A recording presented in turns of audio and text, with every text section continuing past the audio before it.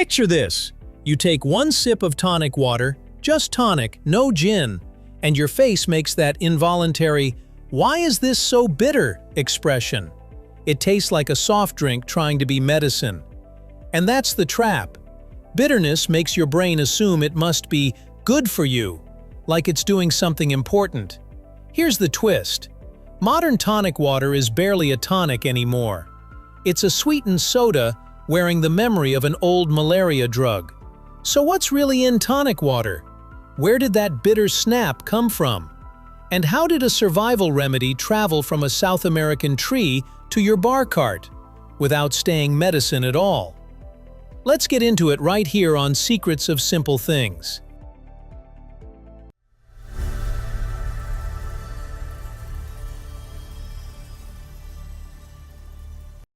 Not sparkling water. The first misunderstanding. Tonic water gets mistaken for sparkling water because they look identical in a glass. They hiss the same when you crack the cap, but the first sip gives it away. Sparkling water is clean and neutral. Tonic water is bitter in a way that feels deliberate. If you've ever bought the wrong bottle, you know. You expected a blank, fizzy base. Instead, you got sweetness, sharpness, and a bitter edge that turns a simple drink into something opinionated.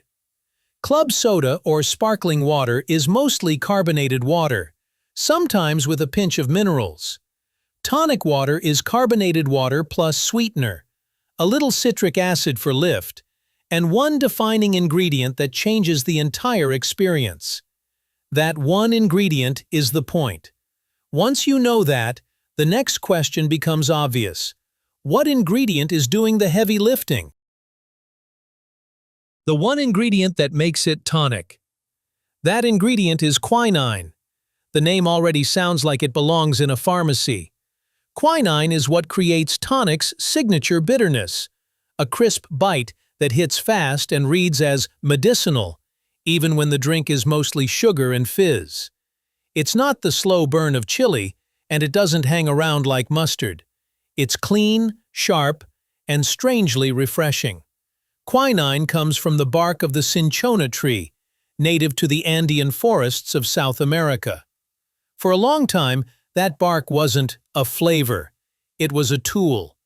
Quinine could treat and help prevent malaria, a mosquito-borne disease that shaped where people could live, travel, and survive.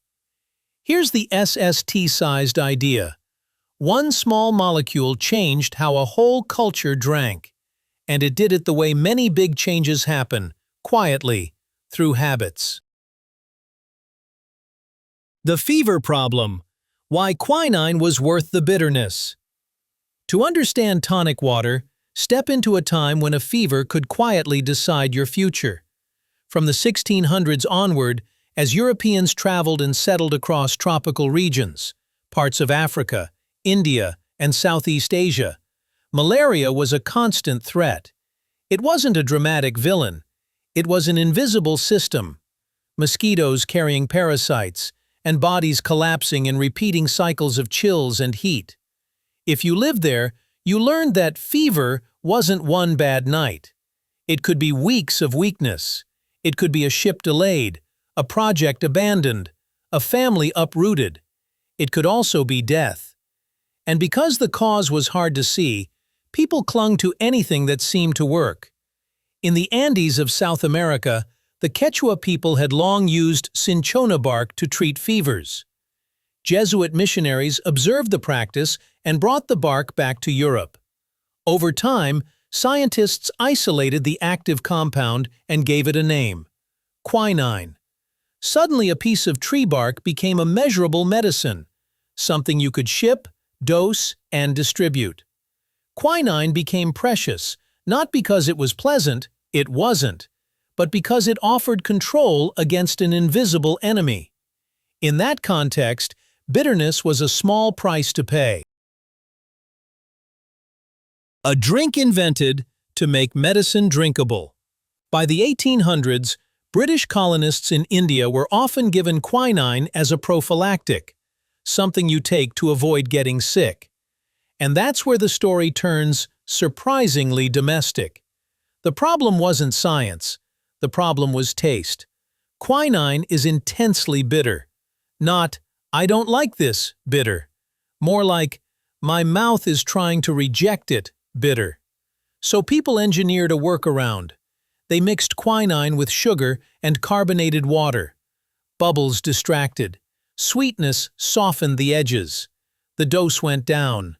That mixture became tonic water. It was a malaria-fighting health tonic, medicine made drinkable, so the name tonic made sense. The drink wasn't trying to be fancy, it was trying to be practical. It was a daily ritual designed to solve a daily threat. In other words, tonic water wasn't invented to be refreshing, it was invented to be swallowable. When gin joined the prescription. Once you have a bitter fizzy quinine drink, the next move is predictable. Make it enjoyable.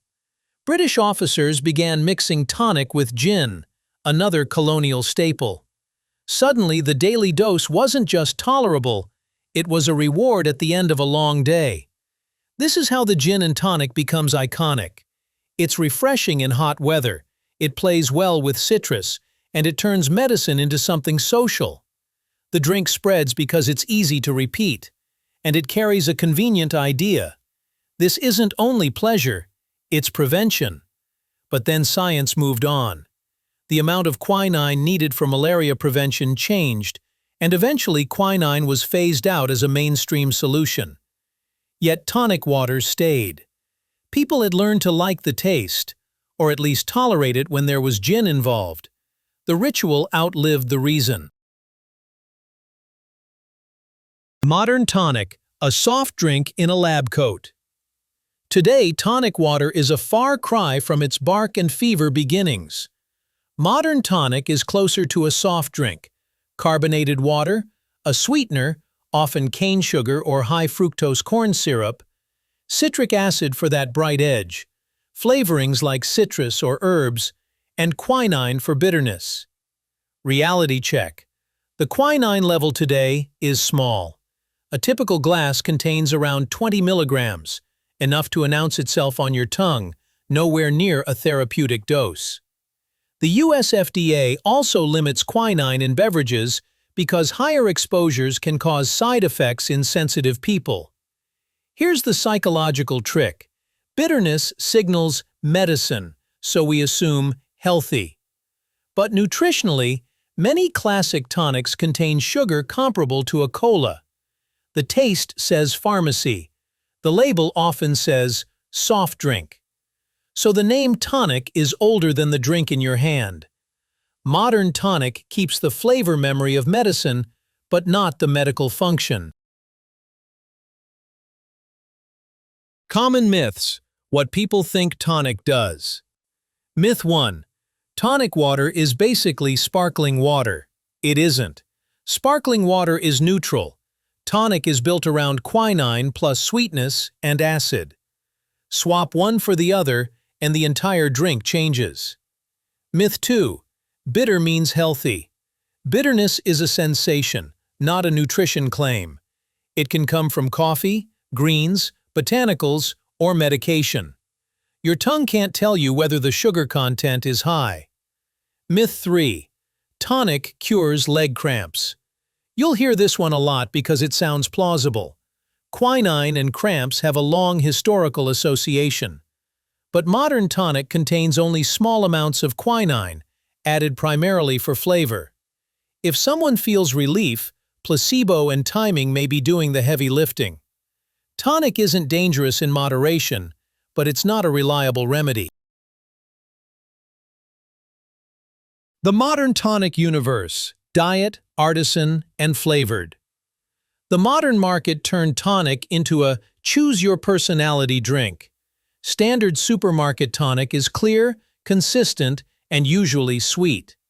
Diet or low-calorie versions swap in different sweeteners, often including stevia, so bitterness lands differently, and the finish can feel cleaner or sometimes sharper depending on your palate. Then there are artisanal tonics that try to go back to the roots, sometimes literally. Some use real cinchona bark rather than relying only on purified or synthetic quinine. That can change the look, slightly cloudy, even brownish, and deepen the taste into something earthier and more botanical. And flavored tonics, grapefruit, elderflower, cucumber, lavender, turn tonic into a whole category of sparkling bittersweet drinks. At that point, you're not choosing what's healthier. You're choosing what kind of bitterness you want and how you want it dressed. In practice, tonic is a tool. In cocktails, it adds bitterness plus sweetness, which pairs naturally with gin's botanicals. In no-proof drinks, it gives structure. Tonic over ice with lime, or tonic with grapefruit and a sprig of rosemary. Modern life didn't keep tonic because it was medicine.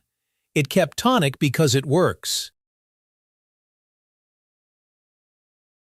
The glow, the secret you can see. Tonic water has one party trick that exposes its secret. Shine a black light on it, and it glows electric blue. Quinine fluoresces under ultraviolet light, so tonic becomes one of the few common drinks that literally lights up. That's why tonic shows up in science demos, and yes, in the occasional rave cup, because it looks like it's lit from within. But it's more than a gimmick. In the 19th century, quinine's fluorescence helped chemists study and understand the phenomenon itself. In a small way, tonic helped science learn to see invisible light. The 5-second rule. Choose correctly in one glance. Here's your 5-second rule. If you only need bubbles, buy sparkling water or club soda.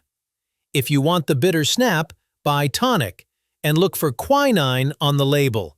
That's the signature. If you care about health, look at added sugar first. Tonic can be soda in disguise, and the sugar number tells you how treat-like it really is. If you want stronger botanical bite, try an artisanal tonic. If you want lighter, go standard or diet and let citrus do the work. Bitter doesn't mean healthy. Bitter means quinine showed up on your tongue. A small drink with a survival past. The next time tonic water sits quietly behind the bar, remember what it used to be. A way to swallow bitterness in exchange for survival. Then the world changed. The medicine shrank. The ritual stayed. Now we drink tonic mostly for taste, for that crisp bitterness that makes a simple glass feel like it has a backstory. Maybe that's the real secret of simple things. We inherit flavors the way we inherit traditions, long after the original reason disappears. If this changed how you see tonic water, tell me in the comments. Do you drink it only with gin, or have you found a mix that makes the bitterness genuinely refreshing? And if you enjoy stories hiding inside everyday things, consider subscribing for the next one.